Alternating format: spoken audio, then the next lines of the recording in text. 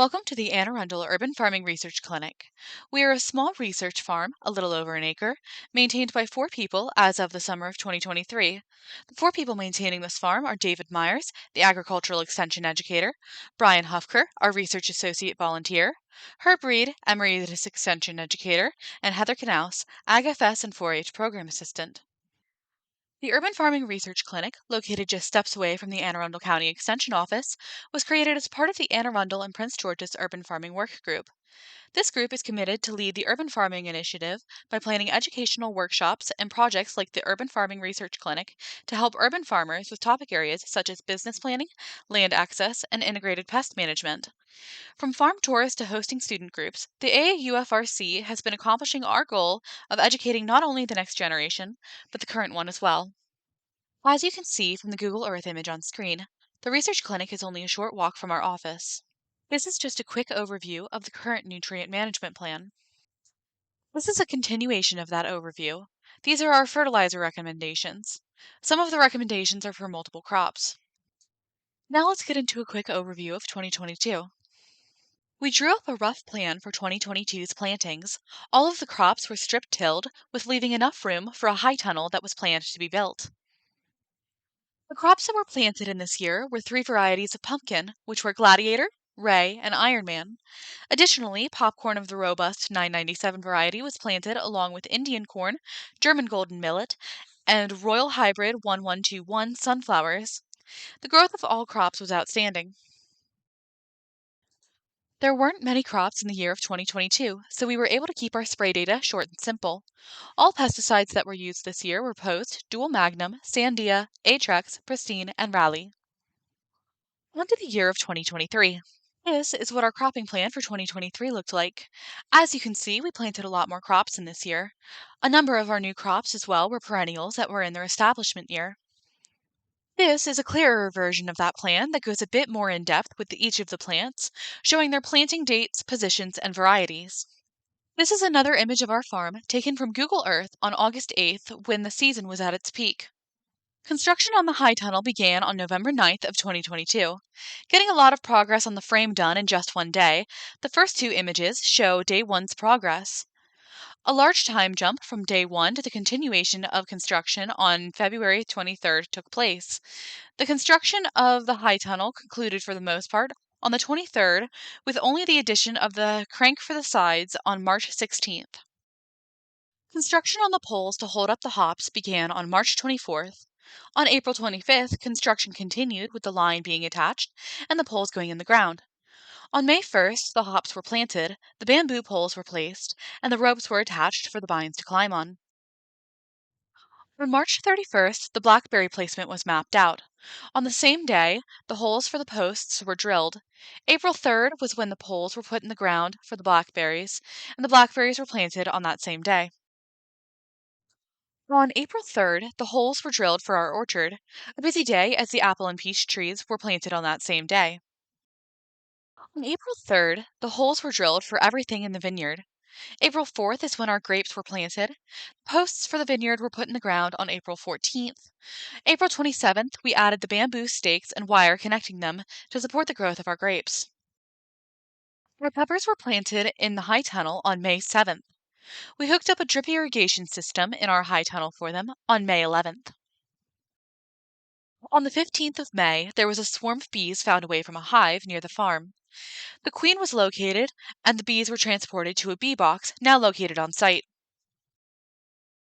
May 17th, the rye was plowed and disked in preparation for planting our corn on May 22nd.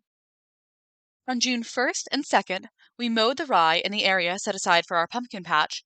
We made sure to leave some of the rye to fall down naturally and create a blanket for the pumpkins to sit on. We attempted on the 6th to the 8th to rototill the ground to get it loose enough to use our planter. We even tried watering the ground to make it easier. In the end, though, on the 9th, we had to till the ground by hand and hand plant. We've had a lot of farm tours this year, some of which include the MACAA Business Tour, our open house, and the ladies from the Women in Ag program at Maryland who came to visit us. They harvested hops and peppers with us, which they got to take home. This year, we set up moth traps in the upwind side of our cornfield. This placement allowed the pheromones from the traps to travel downwind toward our cornfield, increasing their effectiveness. These traps were not only a great method of mechanical IPM on their own, but they also help to indicate when chemical controls are needed. We trapped for 3 different types of moths: western bean cutworm, fall armyworm, and corn earworm. And we shared our data with some people who were compiling count data to share with other Maryland farmers. As seen in the chart below, we did not have too much of an issue with the western bean cutworm or the fall armyworm. We did, however, have a bit of an issue with the corn earworm, getting up to 33 in a week at the peak. And this is an example of what each of the different moths look like. Getting into what we planted in the year of 2023, let's start with a comprehensive timeline of our hops trial. We planted our hops on May 1st. There were 4 varieties: Cascade, Comet, Galena, and Tahoma. The Cascade and the Comet varieties grew fast and produced a lot, while the Galena grew slower and produced less. The Tahoma variety grew much slower than the others and didn't have much of a yield. We got quite a few harvests throughout the months that the hops were growing. We gave the harvests to Firm Brewery, who sponsored our hop trial. Firm Brewing Company, located in Gambrills, Maryland, partnered with us to grow our hops in the year of 2023.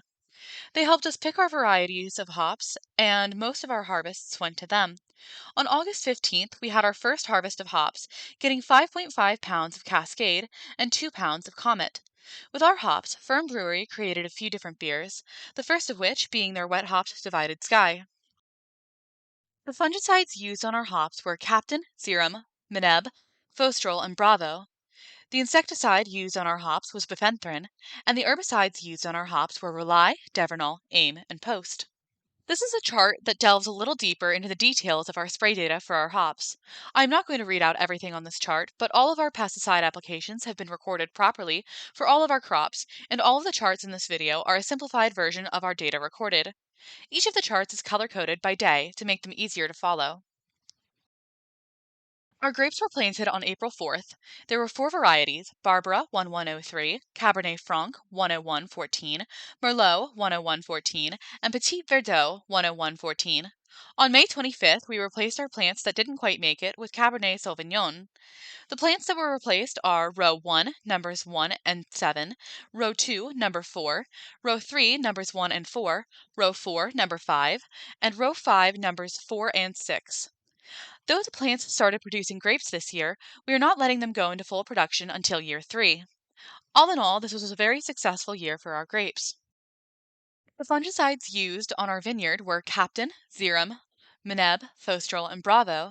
The insecticide used on our vineyard was bifenthrin, and the herbicides used on our vineyard were Rely, Devernol, Aim, and Post. This is a chart of our spray data for our vineyard. We planted our blackberries on April 3rd. Aside from just producing blackberries, the intention behind planting them was to create a wall to deter deer from getting onto the farm. This proved to be successful as we had very few deer on the farm this year. Towards the end of the season, the bushes began to produce blackberries. The fungicides used on our blackberries were Captain, Serum, Mineb, Fostrol, and Bravo. The insecticide used on our blackberries was bifenthrin, and the herbicides used on our blackberries were Rely, Devernol, Aim, and Post. This is a chart of our blackberry spray data. Our corn was planted on May 22nd. The varieties planted were Wapsie Valley, Ohio Blue, Trucker's Favorite, Lancaster Shore Crop, Hickory King White, and Floriani Red Flint. These are all milling corns. We had a successful year with our corn this year. We didn't have too many moths, and we were able to keep the weeds under control. Our first harvest was on September 1st. This is a good image of all the different varieties of corn we planted this year. There were no fungicides or insecticides used on our corn this year, but the herbicides used were Dual Magnum and Atrex.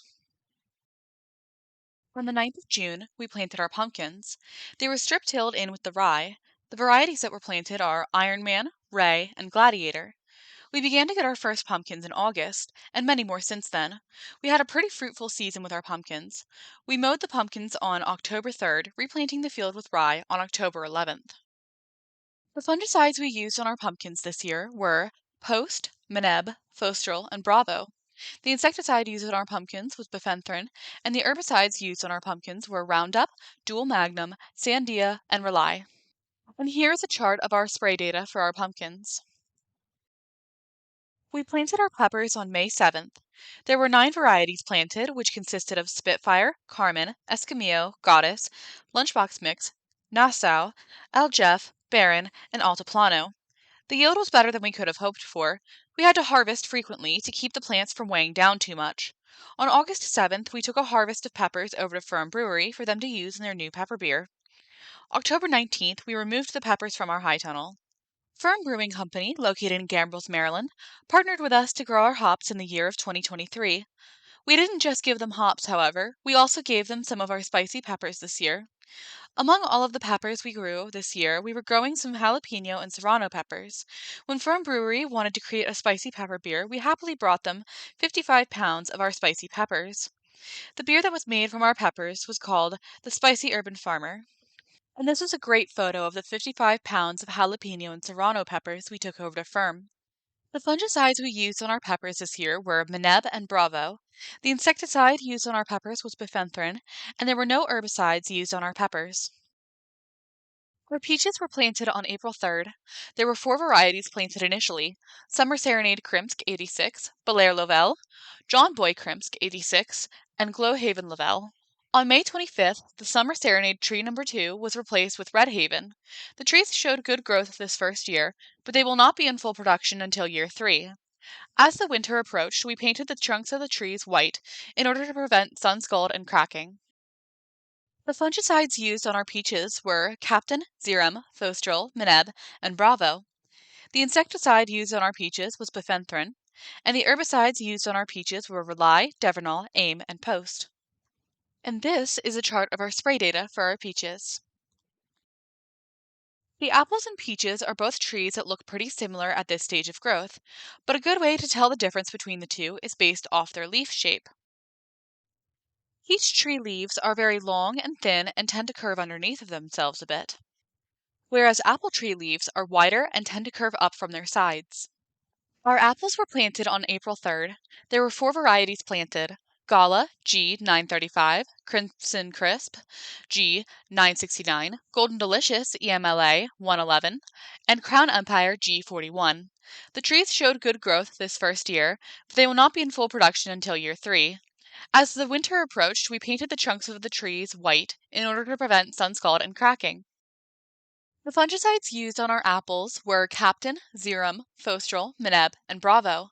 The insecticide used on our apples was bifenthrin, and the herbicides used on our apples were Rely, Devernol, Aim, and Post.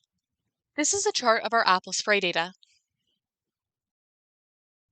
The sunflowers were planted on May 22nd, alongside the asparagus. As seen from the photos, we got a lot of beautiful flowers from the plants this year. The bees also loved this crop. We mowed the sunflowers on October 3rd.